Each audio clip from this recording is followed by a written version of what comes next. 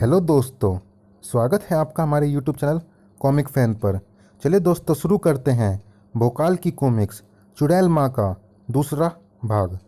बुढ़िया बाहर निकल गई और पीछे छोड़ गई उस भोकाल को जिसका अंग अंग पीड़ा से चटका जा रहा था, जो चीख रहा था, तड़प रहा था, जिसे इस बात की तनिक भी खबर ना थी कि आश्चर्यजनक ढंग से उसकी पीठ में दो दरारें पड़ रही थी और उसमें आ रहा था एक ऐसा परिवर्तन जो था अद्भुत, आश्चर्यजनक।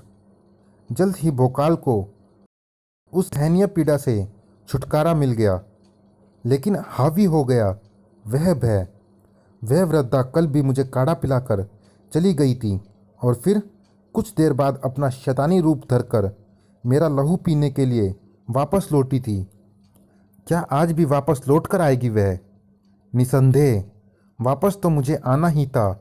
अगर ना आती तो फिर तुझे इस पीड़ा से मुक्ति कहाँ मिल पाती। तेरी इस चमड़ी में बहुत पीड़ा उठ रही है, ला उसे दूर कर दूं। नहीं, छोड़ दो मुझे, छोड़ दो। ही, अगर मैं तुझे छोड़ दूंगी तो कैसे पूरा होगा मेरा काम।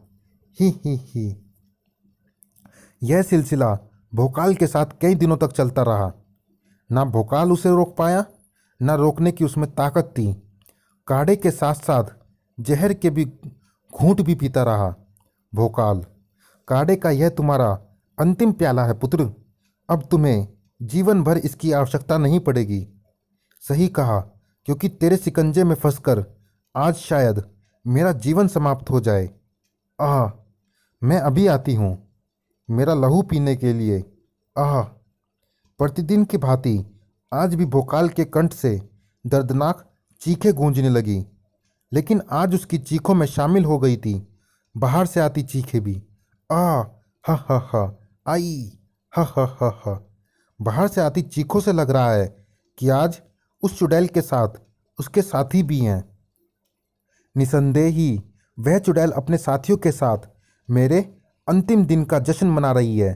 आज अपने साथियों के साथ मिलकर वह मार डालेगी मुझे। आज मैं बचूंगा नहीं, लेकिन ऐसा प्रयत्न अवश्य करूंगा कि एक वीर की मौत मारा जाऊं।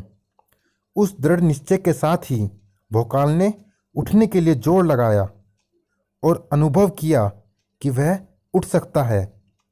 पूरी शक्ति के साथ वह लड़खड़ाता हुआ उठा। इसी के साथ भोकाल के सारे शरीर में पीड़ा की एक नई लहर दौड़ती चली गई। यह पीठ में कैसी पीड़ा उठी। ऐसा आभास हो रहा है कि फटी जा रही है मेरी पीठ। आह। भोकाल को नहीं पता था कि उसका आभास गलत नहीं था।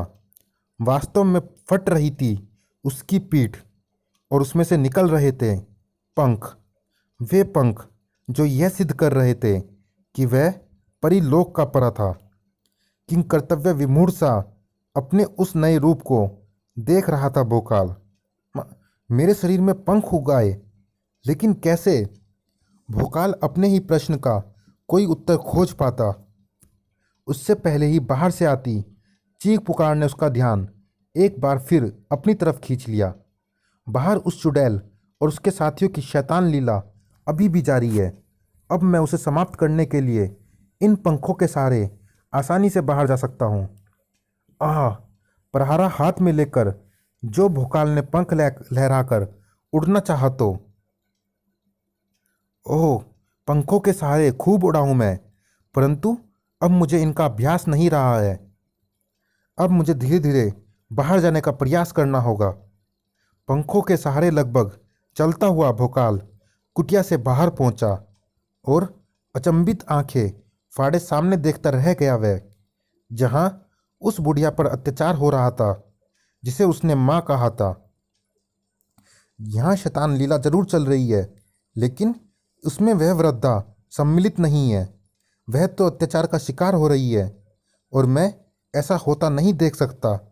इसलिए उन अत्याचारियों को प्रहरा की मदद से रोकना होगा। दूसरे ही पल वे शैतान निहत्थे हो चुके थे। अरे, यह कौन है? इस बुढ़िया का मददगार। मिट्टी में मिला दो इसे। तेजी से सभी भोकाल की तरफ झपटे। लेकिन उस महायोद्धा तक एक भी नहीं पहुंच पाया, क्योंकि भोकाल ने उन्हें उनके मृत्यु देवता के पास पहुंचा दिया। अपने प्रतिद्वंदी को अपने से कम आंकने वाले सदा ऐसे ही असमय काल के गाल में जाते हैं। अब मुझे उस वृद्धा से अपने प्रश्नों के उत्तर पाने हैं। अपने उत्तर बाद में पाना, पहले मेरे हाथों से मेरे साथियों को मृत्यु देने का दंड तो पाले। विभीषक अपने शत्रु को चेतावनी देकर ही मारता है, ताकि उसे मृत्यु के पश्चात न हो कि उसे छल से मारा गया। कौन है यह विकराल शरीर और अद्भुत शक्ति का धारक? कभी कभी शत्रु को चेतावनी देना भारी भी पड़ जाता है शैतान। वाह, तू भी किरणों का खिलाड़ी है। तेरे साथ लड़ने और तुझे समाप्त करने में बड़ा आनंद आएगा। आह! उन गोल तरंगों में फंसकर तड़प उठा भोकाल और फिर तेजी से कठोर धरातल की तरफ लहरा उठा। उफ! नीचे गिरना मेरे घायल शरीर के लिए अत्यंत घातक सिद्ध होगा, इसलिए मुझे अपनी रक्षा के लिए करना चाहिए यह प्रबंध।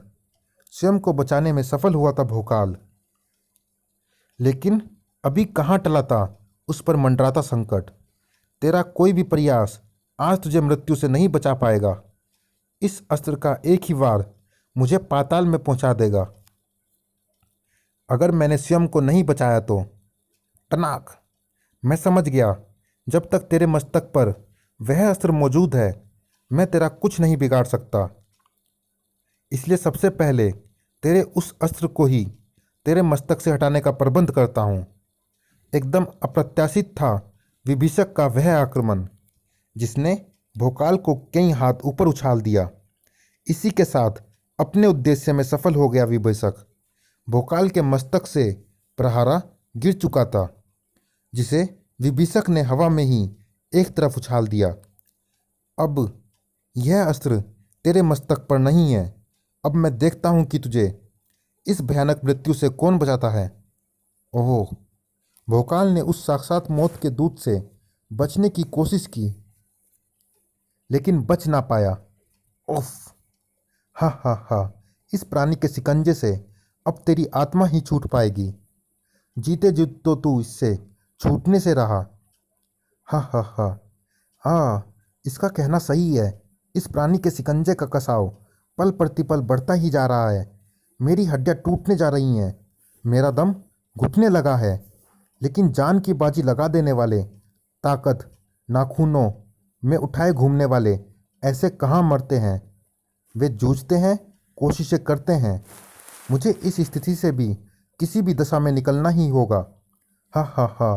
मरेगा, कुछ ही पलों में अब तू मरेगा।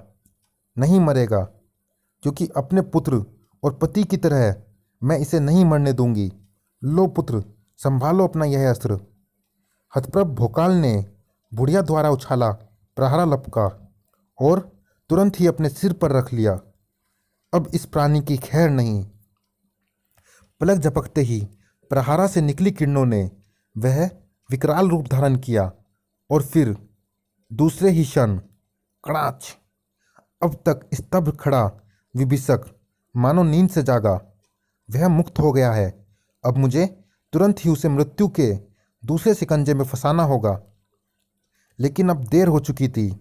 भोकाल के क्रोध और प्रहारा के वार का शिकार पहले उसकी अद्भुत अंगूठी वाला हाथ हुआ, खच, और फिर उसकी गर्दन, आहा, खच। अपने शत्रु को समाप्त करके भोकाल ने लपक कर बुरी तरह घायल बुढ़िया को संभाला। आप पर आक्रमण करने वाले ये शैतान कौन थे? बहुत दिनों से मैं तुम्हारे प्रश्नों को टालती आ रही हूँ पुत्र, परंतु आज वो समय आ गया है। आज तुम्हें अपने हर प्रश्न का उत्तर मिलेगा। विशंबा नाम है मेरा। अपने पति ऋषि अखिलानंद और पुत्र अखिलेश के साथ तीर्थ यात्रा पर निकली थी मैं। हम एक दिन संयोग से इधर आ निकले। यहाँ के मनोरम वातावरण और शक्ति ने हम सबका मन मोह लिया। शांति ने हम सबका मन मोह लिया। तब हमने सदा के लिए यहीं रहने का निर्णय ले लिया। यह क्षेत्र पृथ्वी का सबसे पवित्र क्षेत्र है, क्योंकि स्वर्ग से पृथ्वी पर पधारने वाले देवतागण सबसे पहले यहीं की भूमि पर अपने चरण रखते हैं। हम यह जानकर गदगद हो उठे। संयोग से हमें देवताओं की सेवा करने का अवसर मिला था। हम भला उसे कैसे छोड़ देते।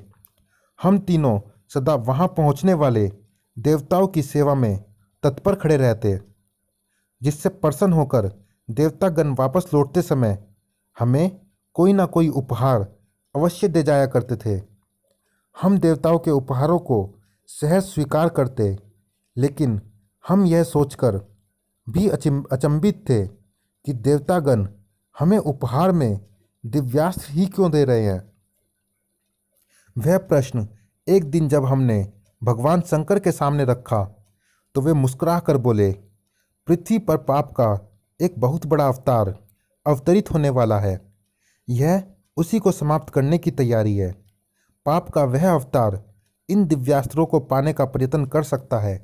इसलिए जब तक ये दिव्यास्त्र सही हाथों में ना पहुंच जाए तब तक तुम्हें इन्हें अपने प्राणों से अधिक संभाल कर रखना है। इतना कहकर भोलेनाथ अंतर्धान हो गए। हम दिव्यास्त्रों की सुरक्षा के लिए चिंतित हो उठे। दिव्यास्त्रों को कहाँ सुरक्षित रखा जाए स्वामी? मैं इस घाटी के ऐसे बहुत से स्थानों को जानता हूँ जहाँ दिव्यास्त्र सुरक्षित रहेंगे। दिव्यास्त्रों को अलग अलग स्थानों पर रख दिया गया और हम निश्चिंत होकर रहने लगे। परंतु हमारी यह निश्चिंतता समाप्त हो गई अमावस्या की एक रात को। पाप के इस अवतार के साथ ही उस अवतार के कई साथी दिव्यास्त्र की खोज में आ पहुँचे थे। उन्होंने हमें बंदी बना लिया और मृत्यु का भय दिखाकर दिव्यास्त्रों का पता पूछना चाहा। अपने काफ़ी प्रयासों के पश्चात भी वे जब सफल नहीं हो पाए तो दरिंदगी पर उतर आए वे शैतान। खच खच नहीं। मेरी आंखों के सामने ही उन्होंने मेरे पति और पुत्र की हत्या कर दी और मुझे तड़पता छोड़कर चले गए। जब तक तुमसे दिव्यास्त्रों का पता नहीं जान लेते तब तक हम हर अमावस्या की रात को आकर तुम्हें यातनाएं देते रहेंगे। अंततः दिव्यास्त्रों का पता तुम्हें बताना ही होगा। अपने पति और पुत्र की हत्या के पश्चात मैं भी मर जाना चाहती थी, परंतु मैं ऐसा न कर सकी क्योंकि मुझे दिव्यास्त्रों को किन्हीं सही हाथों में पहुंचाना था। और वे सही हाथ तुम्हारे हैं महाबली भोकाल। और यह बात मैं उस समय ही समझ गई थी जब मैंने तुम्हें मरणासन अवस्था में देखा। तब मैंने तुम्हें नया जीवन देने का निर्णय कर लिया और उसके लिए तुम्हें पिलाना आरंभ किया वैद्यराज धन्वंतरी का भेंट दिया जीवनदायिनी काढ़ा, जिसे मेरे पति ने एक अत्यंत दुर्गम स्थान पर रखा हुआ था। परंतु मैं हर कठिनाइयों को पार करके वहां जाती और बुरी तरह लहूलुहान होने के बाद तुम्हारे लिए जीवनदायिनी काढ़ा लेकर लौटती। आप मेरे लिए हजारों कष्ट सहती रही और मैं आपको चुड़ैल समझता रहा। उसमें तुम्हारा कोई कसूर नहीं था पुत्र। जीवनदायिनी काढ़ा पीने के बाद मनुष्य के मस्तिष्क में बसी शंकाएं उसके सामने आ खड़ी होती हैं।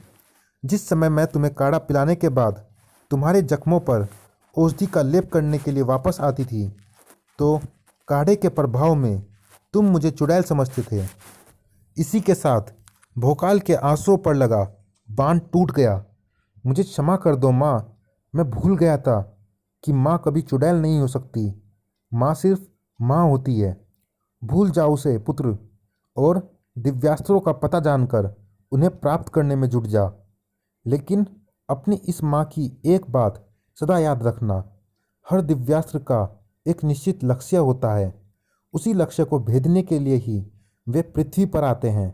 ऐसा ना हो कि तू उन्हें पाकर समय से पहले गंवाने की भूल कर बैठे और लक्ष्य चूक जाए। नहीं माँ नहीं, आपका यह पुत्र आपको वचन देता है कि ऐसा नहीं होगा। प्रत्येक दिव्यास्त्र सिर्फ और सिर्फ उसके लक्ष्य के लिए ही प्रयुक्त होगा। भोकाल के इन शब्दों के समाप्त होने के साथ ही बुढ़िया की सांसें भी समाप्त हो गई। एक बार फिर खो दी मैंने माँ। उसके शरीर से लिपटकर दहाड़े मारकर रो पड़ा भोकाल। समाप्त। चलिए दोस्तों, इस कॉमिक्स में इतना ही।